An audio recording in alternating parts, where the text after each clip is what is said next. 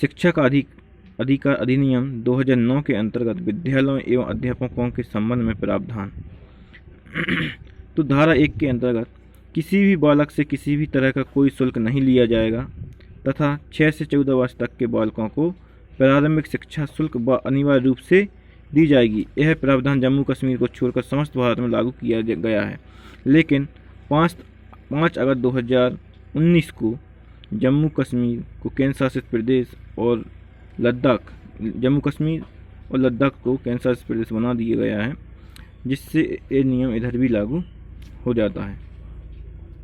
धारा 2 के अंतर्गत निम्न शब्दावली जोड़ी गई हैं। प्रारंभिक शिक्षा कक्षा 1 से 8 तक की शिक्षा, बालक 6 से 14 वर्ष तक के सभी बालक बालिकाएं शिक्षा संबंधित सूची का विषय हैं। ठीक है ना, 6 से 14 वर्ष के जो बालक बालिकाएं हैं वो संबंधित सूची के विषय हैं। अनुवीक्षक प्रक्रिया, प्रवेश प्रक्रिया, वंचित वर्ग ऐसे बालक जो क्षेत्र, धर्म, जाति व भाषा के कारण वंचित रह गए। स्थानीय निकाय से तात्पर्य नगर निगम, जिला परिषद, पंचायत समिति तथा ग्राम पंचायत से है।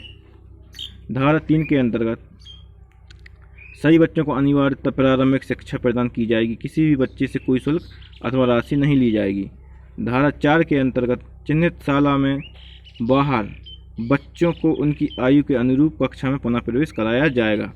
धारा 5 के अंतर्गत बालकों द्वारा विद्यालय छोड़ने पर उन्हें स्थानांतरण प्रमाण पत्र TC तुरंत प्रदान करने का दायित्व शाला विद्यालय के प्रधान अध्यापक को होगा। धारा 6 के अंतर्गत कक्षा 1 से 5 तक 1 किलोमीटर के दायरे में और 6 से 8 किलोमीटर तक कक्षा 6 से 8 तक 2 किलोमीटर के दायरे में विद्यालय की व्यवस्था होगी। 1 किलोमीटर के दायरे में 1 से लेकर 5वीं क्लास तक की विद्यालय खुलेगी तथा 2 किलोमीटर के दायरे में 6 से 8 तक की विद्यालय की स्थापना होगी। धारा 7 के अंतर्गत केंद्र व राज्य का वित्तीय अनुपात है। 11वीं पंचवर्षीय योजना में 55 हिस्सा इसका है केंद्र का और 45% राज्य का, 45 राज्य का, इनके अनुपात में थे। 12वीं पंचवर्षीय योजना में 65:35 और अनिल बोरदई कमेटी में 68:32। वर्तमान में चल रही है 60:40 का अनुपात चल रहा है। धारा 8 के अंतर्गत समुचित सरकार के कर्तव्य वर्णित हैं और धारा 9 के अंतर्गत स्थानीय निकाय के कर्तव्य वर्णित हैं कि नहीं। धारा 10 के अंतर्गत अभिभावकों के यह कर्तव्य होंगे कि वे अपने बच्चों को स्कूल भेजें ताकि उनके बालक बालिकाएं मुक्त व अनिवार्य शिक्षा प्राप्त कर सकें। धारा 11 के अंतर्गत 3 से 6 वर्ष तक के बालक व बालिकाओं को आंगनवाड़ी केंद्र के माध्यम से पूरी प्राथमिक शिक्षा दी जाएगी। धारा 12 के अंतर्गत इसमें प्रावधान है कि प्राइवेट निजी विद्यालय में 25% सीटें गरीब, दुर्बल व वंचित वर्ग के विद्यार्थियों के लिए आरक्षित होंगी। जो भी बच्चे जो प्राइवेट स्कूल खोलेगा उसके लिए 25 सीटें, 100 में से 25 सीटें गरीब बच्चों के लिए आरक्षित रखनी होंगी। धारा 13 के अंतर्गत बालकों से कोई शुल्क नहीं लिया जाएगा, जिसका उल्लंघन करने पर जुर्माना देना होगा। धारा 14(2) के अंतर्गत जन्म प्रमाण पत्र नहीं होने पर भी किसी भी बच्चे को विद्यालय में प्रवेश से इनकार नहीं किया जा सकता। धारा 15 के अंतर्गत विद्यालय प्रवेश की अंतिम तिथि 30 सितंबर तक की गई है, जिससे सरकार के पास उचित आंकड़े उपलब्ध हो सकें। धारा 16 के अंतर्गत किसी भी बच्चे को किसी भी कक्षा में रोका नहीं जाएगा तथा ना ही शाला से बाहर किया जाएगा। धारा 17 के अंतर्गत विद्यालय में बच्चों को शारीरिक व मानसिक रूप से प्रताड़ित नहीं किया जाएगा और ना ही अपमानजनक शब्द कहे जाएंगे। धारा 18 के अंतर्गत विद्यालय बिना मान्यता चलाना प्रतिबंध होगा व इसके उल्लंघन करने पर 1 लाख का जुर्माना तथा निरंतर उल्लंघन करने पर प्रति 10,000 रुपये का जुर्माना होगा। धारा 19 के अंतर्गत विद्यालय के मानक जो विद्यालय पूर्व स्थापित हैं उसे यह कार्य 3 वर्ष में पूरे करने होंगे, जैसे खेल मैदान, पृथक शौचालय भवन व पानी की व्यवस्था, पुस्तकालय, कार्यालय कक्ष, रसोई घर आदि। धारा 20 के अंतर्गत केंद्र सरकार द्वारा अधिसूचना जारी कर किसी भी मानक में परिवर्तन कर सकेगी। धारा 21 के अंतर्गत प्रत्येक विद्यालय में विद्यालय प्रबंधन समिति का गठन अनिवार्य रूप से किया जाएगा। धारा 22 के अंतर्गत प्रत्येक विद्यालय का विभिन्न योजनाओं का संचालन विद्यालय प्रबंधन समिति द्वारा किया जाएगा।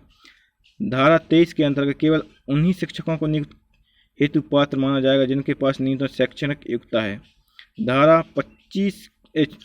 24 के अंतर्गत विद्यालय के अध्यापकों के लिए भी अधिनियम व अकादमिक उत्तरदायित्व निर्धारण किया गया है।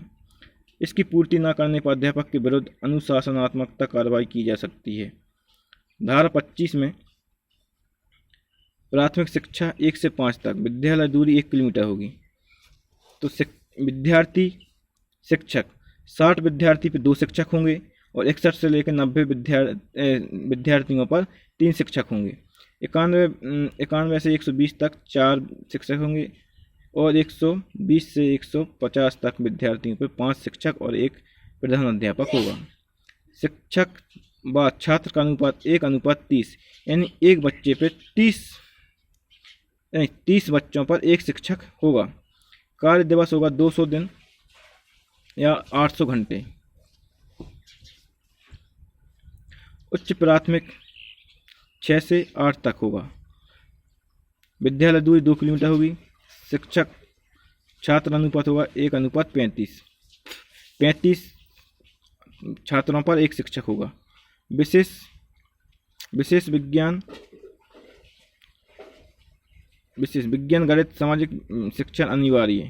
कार्य दिवस 220 दिन, कार्य घंटे 1000। प्राथमिक व उच्च प्राथमिक के लिए सप्ताह में कुल घंटे 45 घंटे तैयारी घंटे भी शामिल हैं। धारा 26 विद्यालय में 10% से अधिक पद रिक्त नहीं रह सकते। धारा 27 के अंतर्गत यह प्रावधान है कि एक शिक्षक को 10 वर्षीय जनगणना, आपदा राहत कार्य व चुनाव कार्य के अलावा कहीं भी ड्यूटी पर नहीं लगाया जाएगा। धारा